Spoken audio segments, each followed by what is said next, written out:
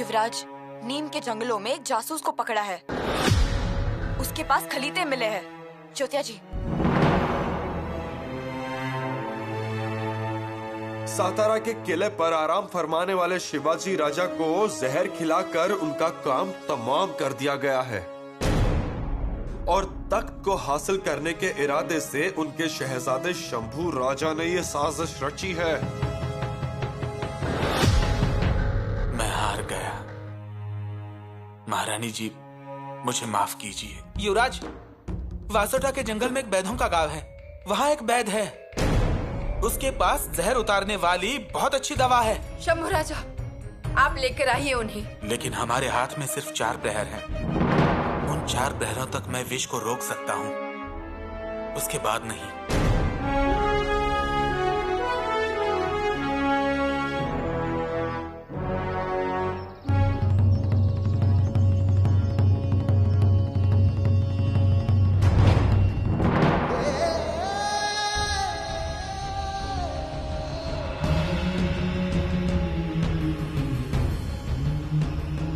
मृत्युंजय देवता प्रीत्यर्थे हवने विनियोगः।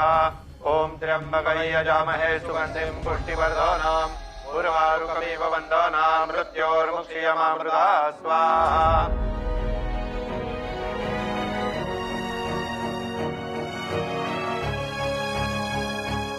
या अल्लाह, तू शिवाजी राजा को शिफा दे। आमीन। या अल्लाह, हर बला से बचा। आमीन। या परवरदिगार, हमारी दुआ कबूल कर। आमीन।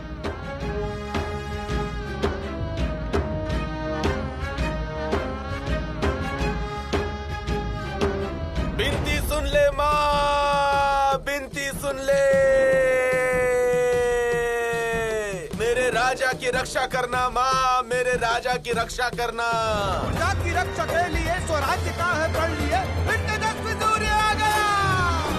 छावा, शिवबा का छावा, छत्रपति संभाजी राजा।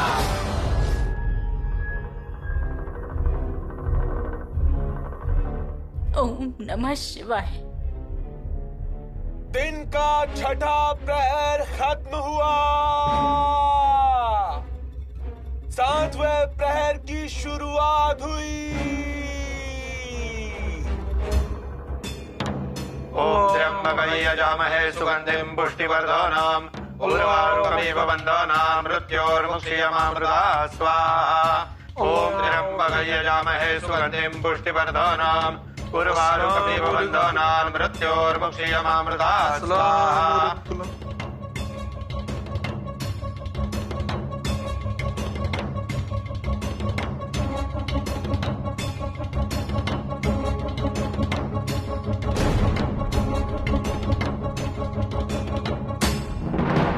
ज्योतिया जी, जी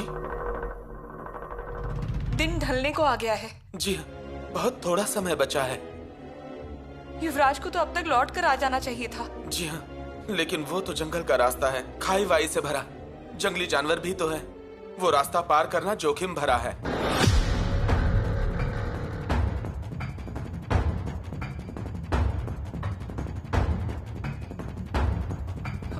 ज्योतिया जी, अब तो बहुत देर हो चुकी है। पता नहीं वो वैद्य मिला कि नहीं।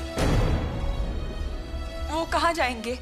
वो कहीं नहीं जाएंगे। वो वैद्य बहुत बूढ़ा है।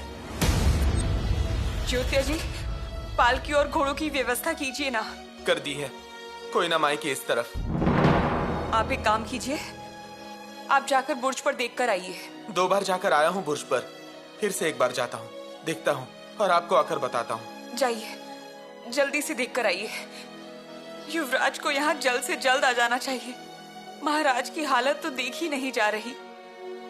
बड़ी माता श्री कब से उनके पास बैठी हुई हैं, किसी से उनकी हालत नहीं देखी जा रही। जाइए, आप जाकर बुर्ज पर देख कर आइए। जी।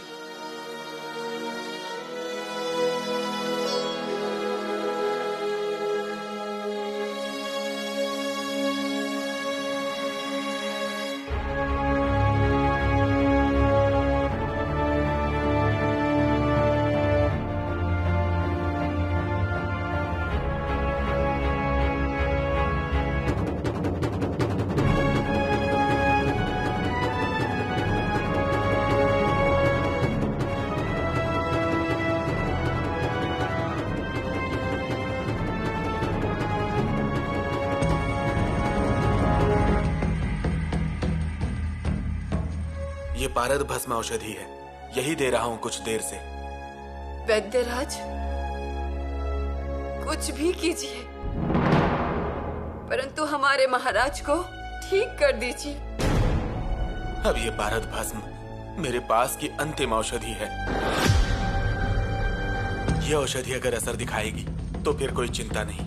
दिन का 7वां प्रहर खत्म हुआ। 8वें प्रहर की शुरुआत हुई। अब एक ही प्रहर बचा हुआ है। अब युवराज जल्द से जल्द आ जाएं बस।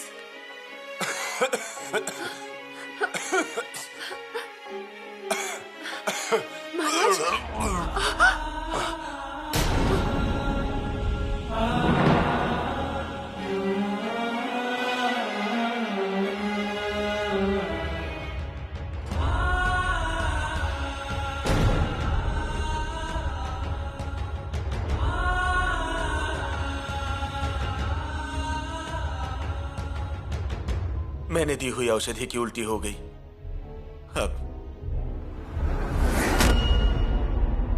अब क्या? अब सिर्फ मां भवानी ही कुछ कर सकती है। वही बचा सकती है महाराज को। हमारे हाथ से समय निकलता जा रहा है।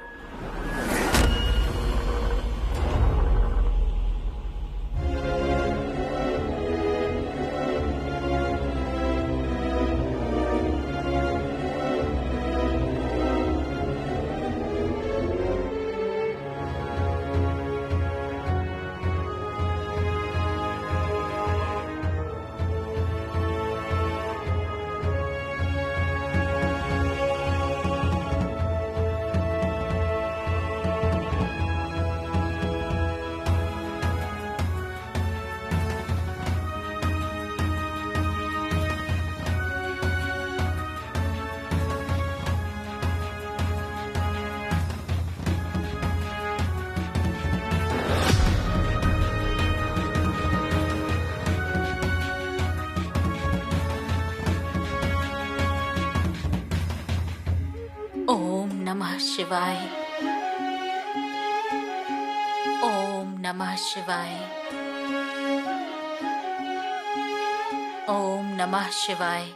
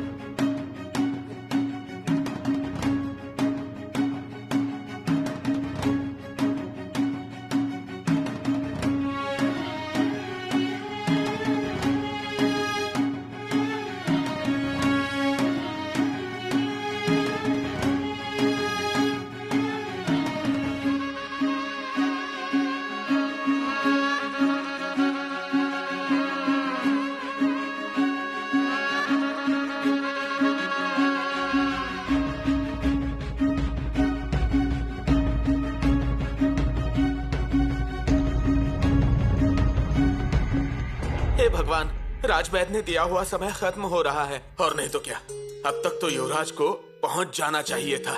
हाँ दोस्त, चिंता हो रही है मुझे भी। क्या होने वाला है कुछ समझ में नहीं आ रहा। भगवान खंडेराया, कृपा करके युवराज को जल्दी भेज दो। और युवराज अगर जल्दी आ गए ना तो आपको एक मन हल्दी चढ़ाऊंगा मैं। उन्हें जल्दी भेज दो, बहुत कृपा होगी तुम्हारी। जल्दी भेज दो भगवान।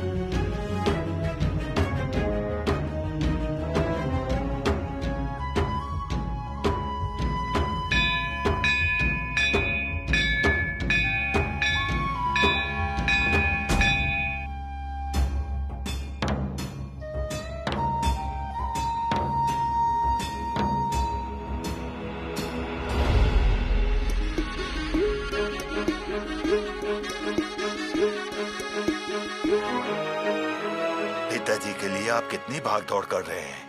इतना बूढ़ा हो गया हूँ, पर आपके जैसा बेटा मैंने कभी नहीं देखा। मेरा ही जी भर रहा है आपकी भाग दौड़ देखकर। इतने सालों के बाद जीवदान देने वाले कंधे देखे, पर आपके जैसा बेटा इस सारे जहां में कहीं नहीं हो सकता, कहीं पर भी नहीं।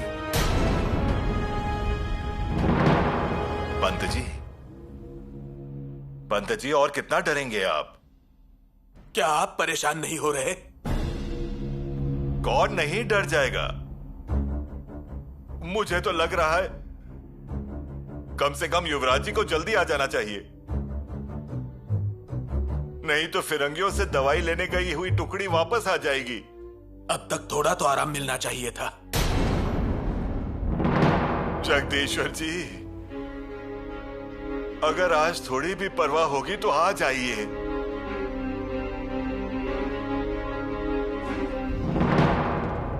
छोटी रानी साहिबा, देखिए ना, शंभू राजा अभी तक नहीं आए हैं।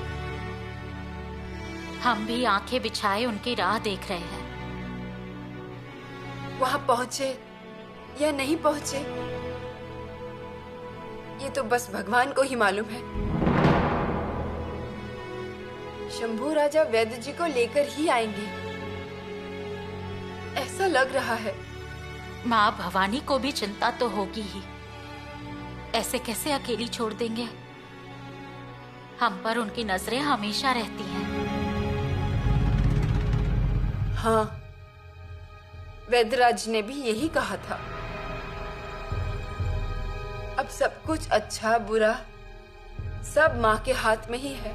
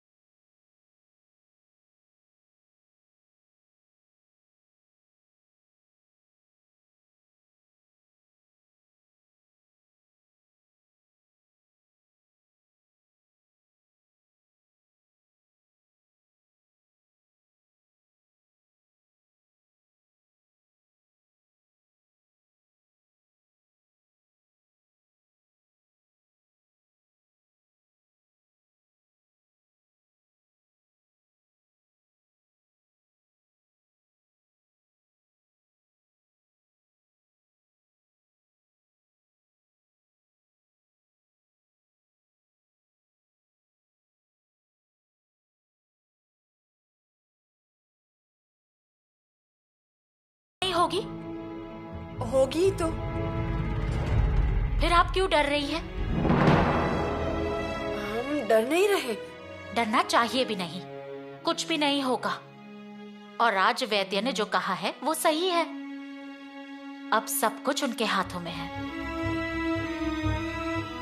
हम महाराज के लिए ये विभूति लेकर आए हैं और देवी माँ को एक और चेतावनी दे देंगे।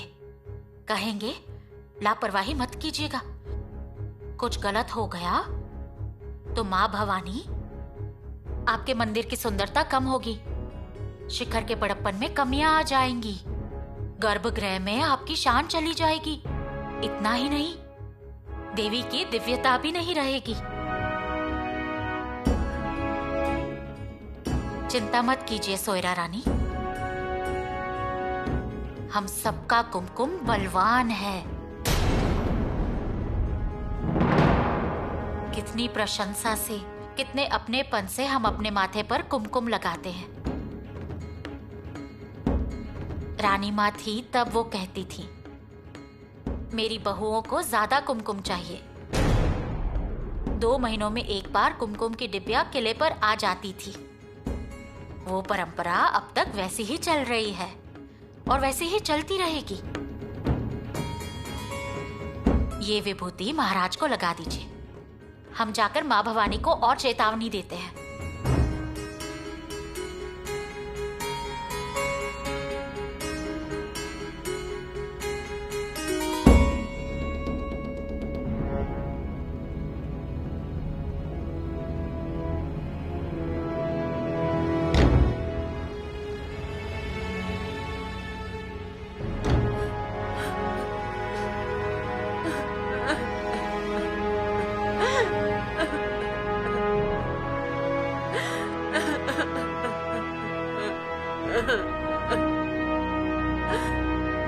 माताश्री,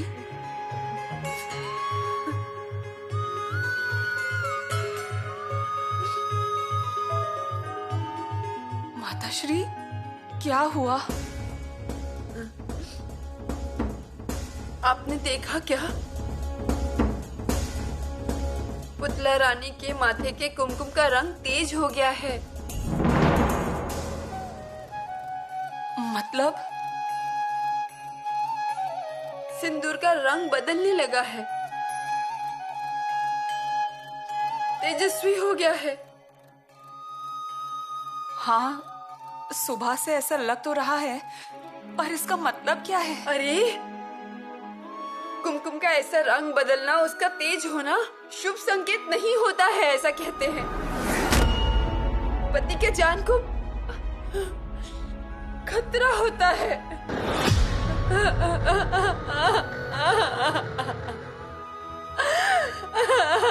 माताश्री,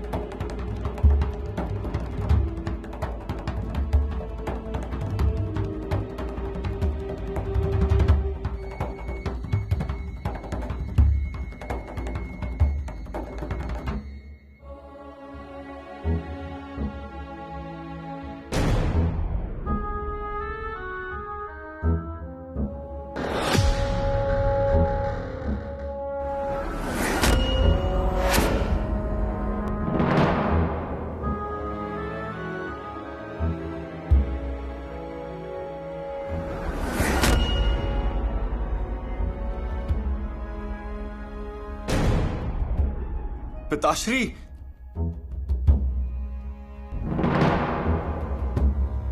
राजकुमार शंभू, राजकुमार शंभू, हाँ, महाराज को कोई औषधि दे दीजिए ना, महाराज।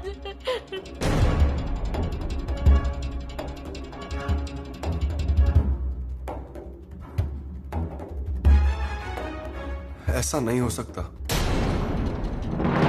हो ही नहीं सकता। ऐसा नहीं होगा, हो ही नहीं सकता। पिताजी, पिताजी, हम आ गए। पिताजी, शूर पिता का शूर बेटा आ गया है। अपनी आंखें खोलो ना पिताजी। पिताजी, देखो ना हमें। एक बार देखिए हमें। युवराज, नहीं, अब हम किसी की नहीं सुनेंगे। पिताजी, आप हमें छोड़कर नहीं जा सकते। नहीं पिताजी। शंभू राजा, सुनिए। बचपन से सुनते ही आ रहे हैं ना माँ। उनसे पूछो ना उनसे। हाँ ना पिताश्री, आपने मुझे मथुरा में सुनने को कहा था, सुना ना मैंने। मैं अकेला छोड़ गए वहां गए ना। क्या हमने कभी इसके बारे में कुछ कहा? एक शब्द नहीं कहा। यमुना नदी इसकी साक्षी है, वृंदावन इसकी साक्षी है। स्वराज और प्रजा की भलाई के लिए हमने आपकी बात सुनी। पिता, आज उस स्वराज और उस प्रजा के लिए आपको हमारी बात सुननी होगी पिताजी। आंखें खोलो ना पिताजी। महाराज, महाराज सुन लीजिए ना बात। इतने निष्ठुर मत बनिए। आपका बेटा क्या कह रहा है? कम से कम जवाब तो दीजिए महाराज। जब हमें बचपन में ही माँ छोड़कर चली गई, मुझे उनका चेहरा भी याद नहीं है पिताजी। भगवान ने हमें बचपन में ही अनाथ कर दिया।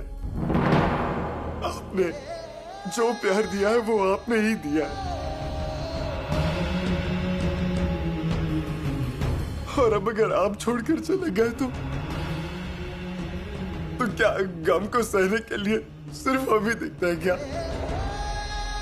यातना सहन करने के लिए दुख को हम ही दिखते हैं पिताजी। पिताजी, आंखें खोलिए।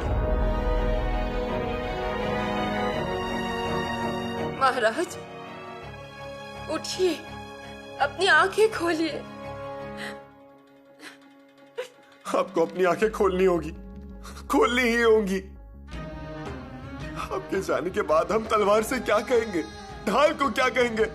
हर किले पर उड़ रहे गेरू के झंडे को क्या कहेंगे पिताश्री? अपनी आंखें खोलिए पिताश्री, खोलिए, वरना हम अनाथ हो जाएंगे। पराक्रम अनाथ हो ही जाएगा, लेकिन प्रजा का सुख भी नष्ट हो जाएगा। कूटनीति कौन सिखाएगा? और तो और प्रजा का क्या होगा पिताश्री? पिताश्री, पिताश्री, आंखें खोलिए ना पिताश्री। पिताश्री, अब मेरे साथ ऐसा मत करना। अब अगर आंखें ना खुली ना तो पल भर में ये संभाजी शहर पी जाएगा।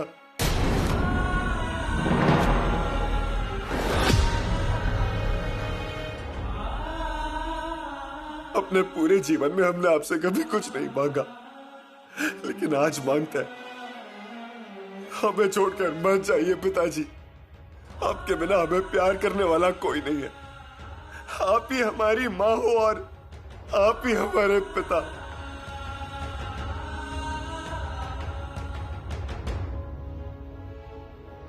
पिताजी,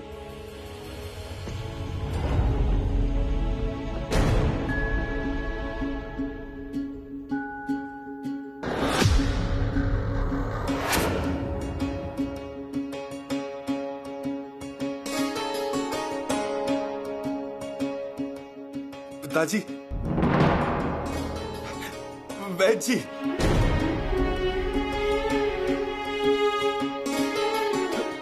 बाबा,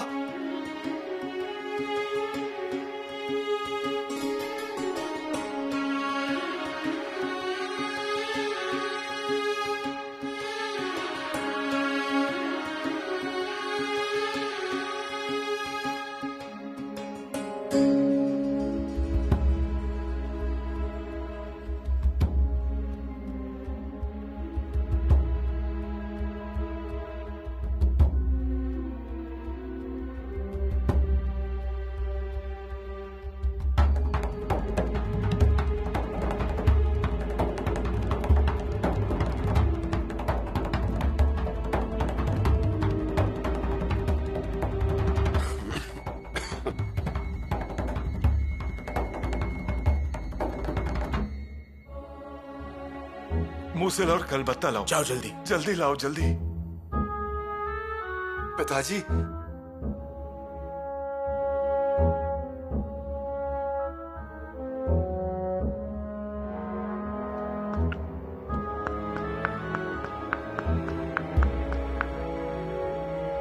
पकड़िए। मैं मैं उनके पैर की नस दबा दूंगा। जैसे ही वो मुंह खोले तो उसमें 4 बूंदे डाल देना। उल्टी होगी? नहीं होगी उल्टी, पेट में कुछ भी नहीं है।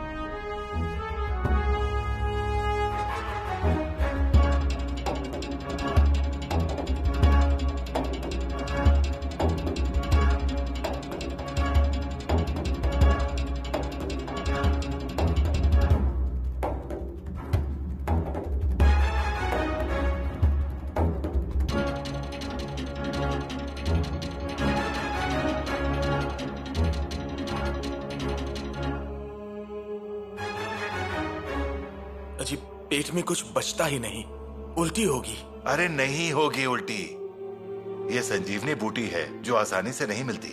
पिछले 4 वर्षों में 15 दिन पहले ही मिली है मुझे। मतलब संकट टल गया है ना? नहीं, हमें रात भर रस देना होगा। उनकी नाक से, उनके मुंह से, उनके कान से। दिन उगते ही आंखें खुली तब आप मान सकते हैं कि संकट खत्म।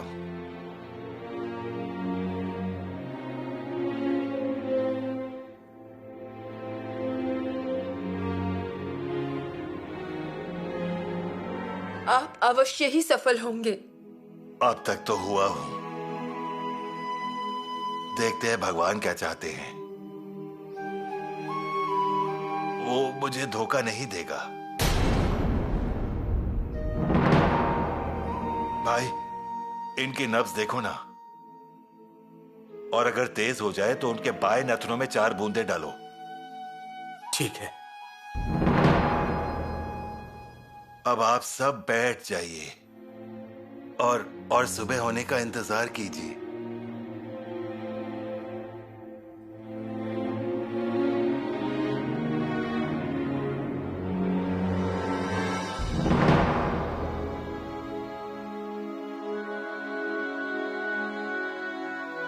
आप लोग अब जा सकते हैं।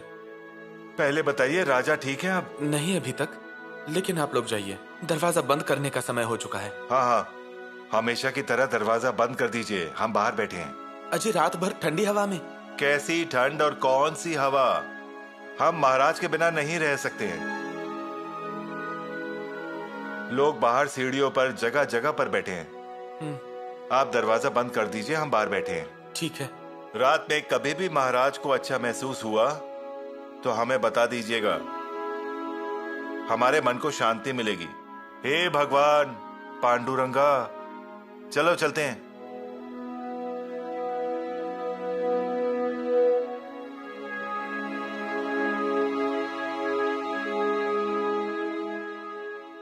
माना जी, कृपया थोड़ा सा खा लीजिए। हाँ, लीजिए, खाइए। माना जी, 2 घूंट पानी तो पी लीजिए। नहीं, मैं पानी की बूंद तक नहीं पीऊंगा। लेकिन आप इस तरह खाना पीना नहीं छोड़ सकते। हाँ, ले लीजिए। जब तक महाराज के ठीक होने की खबर नहीं आती, मैं कुछ भी नहीं छूऊंगा, यहीं दरवाजे पर बैठा रहूंगा। माना जी, इस तरह से मत रोइए। माना जी, मत रोइए। राजा जी ठीक हो जाएंगे। हम इस तरह से हार मानेंगे तो कैसे चलेगा? रोइए मत। हाँ, मेरी बात सुनिए माना जी, थोड़ा खा लीजिए, लीजिए।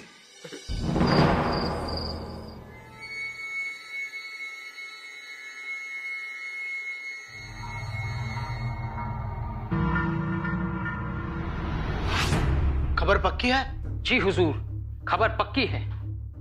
अल्लाह ताला हम मुगलों पर कितना मेहरबान है। अब हमला बोल देंगे। जी, लोहा गर्म हो तभी हथौड़ा मारना चाहिए। मतलब खबर कहती है कि शिवाजी राजा बचने वाला नहीं। हाँ हुजूर, हमें जोर शोर से तैयारियां शुरू कर देनी चाहिए। सही फरमाया। इधर शिवाजी का इंतकाल हुआ कि हम हमला बोल देंगे, लेकिन वो संभा, उसका क्या करें? तुम नहीं जानते संभा को? अपने वालिद के इंतकाल का सदमा हुआ बर्दाश्त नहीं कर पाएगा। हाँ, बिल्कुल ठीक। हम तभी हमला कर देंगे। मुझे लगता है शिवाजी मरने के बाद रैत मातम मनाएगी और हम शमशेर चलाते चलाते जश्न मनाएंगे। जाओ और फौज को तैयार रहने का हुक्म दो।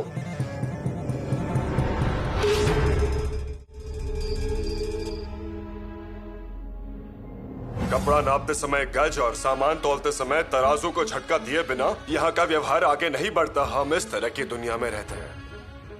वो आपको अपने चंगुल में डालने की कोशिश करते रहेंगे, लेकिन आपको हमेशा सावधान रहना चाहिए। ज्योत्या जी,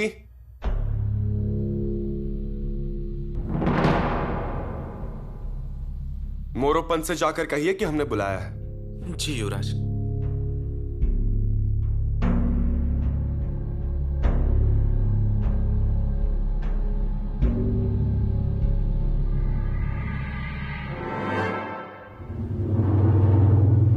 मुझे बुलाया है युवराज? मोरोपंत, पिताजी ने जो स्वराज्य खड़ा किया है उसे हमें अबाधित रखना चाहिए। जी युवराज। हमारे जासूसों ने पत्र और संदेश बरामद किए, उससे चीजें गंभीर लग रही है। जी युवराज।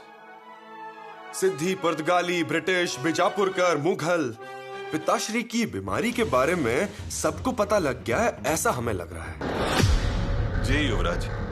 उनमें से कुछ पत्रों से पता चलता है कि इन मामलों में हमें फंसाया गया है। तो दुश्मन सोच सकते हैं कि स्वराज्य के साथ विश्वासघात किया जा रहा है। हो सकता है नहीं युवराज, उन्होंने ऐसा सोचा ही होगा। इसीलिए स्वराज्य पर हमला करने का सुनहरा मौका है। वो ऐसा ही सोचेंगे। स्वराज्य के पेशवे के रूप में आप क्या सोचते हैं? जी युवराज, दुश्मन इसे जरूर एक मौका समझेंगे।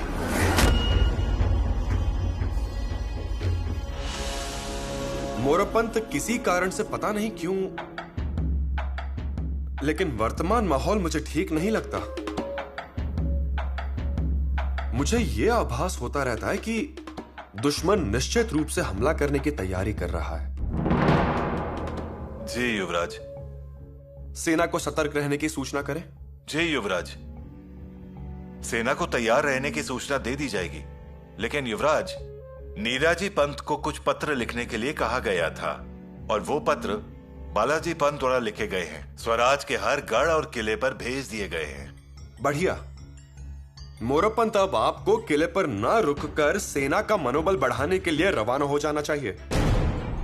परंतु महाराज। मोरोपंत, पिताश्री को भी हाथ पर हाथ धरकर बैठे हुए लोग बिल्कुल पसंद नहीं, यह आपको पता है। जी जी युवराज। काका, किले पर चाहे कुछ भी हो जाए, कुछ भी, फिर भी पिताश्री का स्वराज्य अबाधित रहना चाहिए। जी जी युवराज।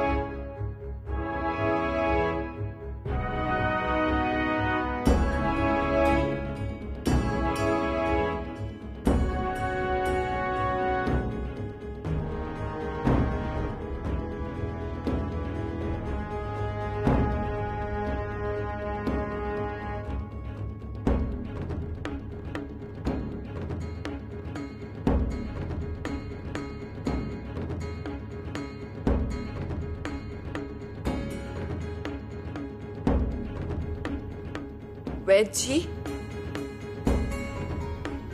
सोनबा वैद्य जी की दवा शुरू कर दी है, लेकिन महाराज पर उसका कितना प्रभाव पड़ेगा ये समझ नहीं पा रहा।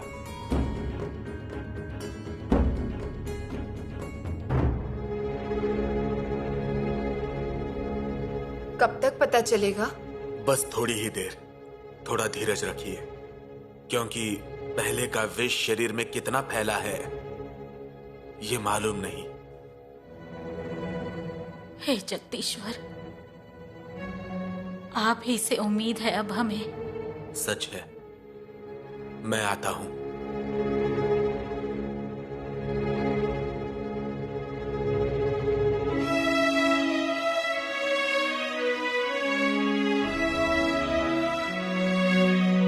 बहुरानी, बाल राजा मेरे कक्ष में सो रहे हैं। महाराज की तबीयत अब कैसी है? वो अभी भी बेहतर नहीं है। वैद्य जी ने जड़ी बूटी दी? हम अपनी तरफ से कोशिश कर रहे हैं, लेकिन अभी तक काम नहीं हुआ। कालोबाई लाड़ी जी, तुम्हारे ऊपर एक महत्वपूर्ण कार्य है। जी। जल्द ही बहिर्जी चाचा से मिलो और उन्हें मेरा संदेश दो। बता दो कि राजा के स्वास्थ्य में तेजी से सुधार हो रहा है। ये खबर चारों ओर फैला दे। मैं समझ गई। हमें मुगलों से और आदिल शाही से सबसे ज्यादा खतरा है। सुनिश्चित करें कि उन्हें जल्द से जल्द खबर मिले। जी युवराज। और किसी भी शत्रु की अगर कोई भी खबर मिले तो जल्द से जल्द हमें और हम्बीर मामा को सूचित कीजिएगा। जी युवराज। युवराज, जासूस हमारे कब्जे में है। हम हर चीज की तह तक पहुंच सकते हैं। जब हम ठीक होंगे तो उससे भी बात कर लेंगे। उस पर ध्यान रखना चाहिए।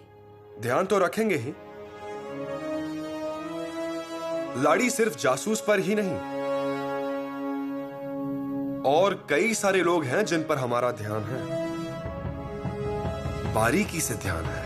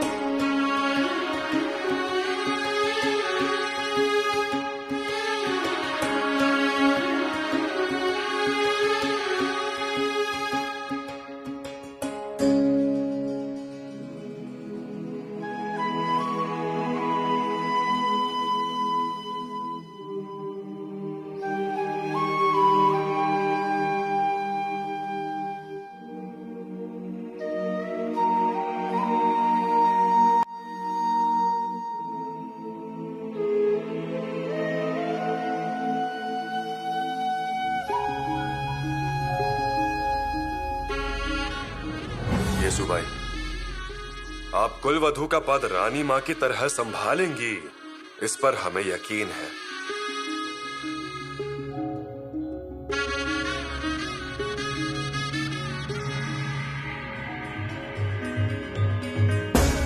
बस एक बात याद रखना,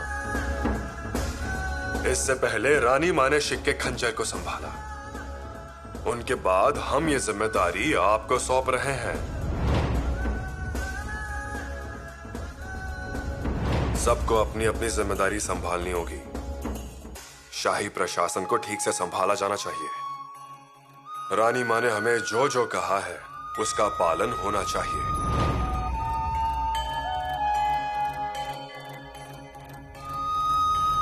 हम दोनों को हमेशा एकमत होकर बोलना चाहिए। हमेशा हमारा परिवार एक होना चाहिए, नहीं तो हमें अनेक संकटों का सामना करना पड़ेगा।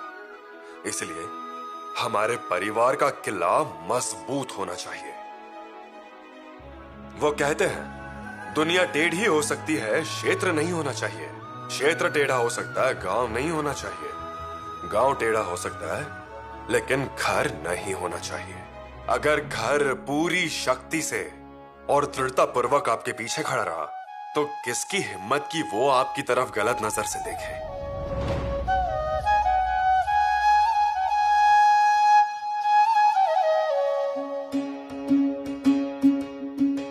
पिताजी,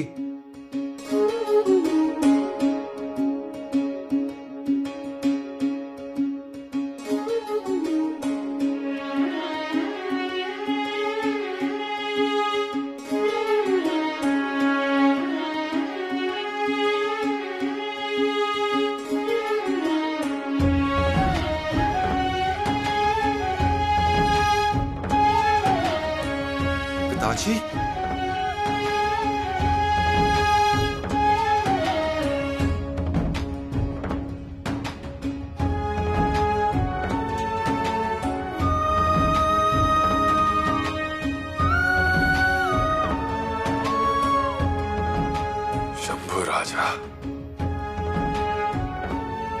आप हमें छोड़कर कहाँ जा रहे थे?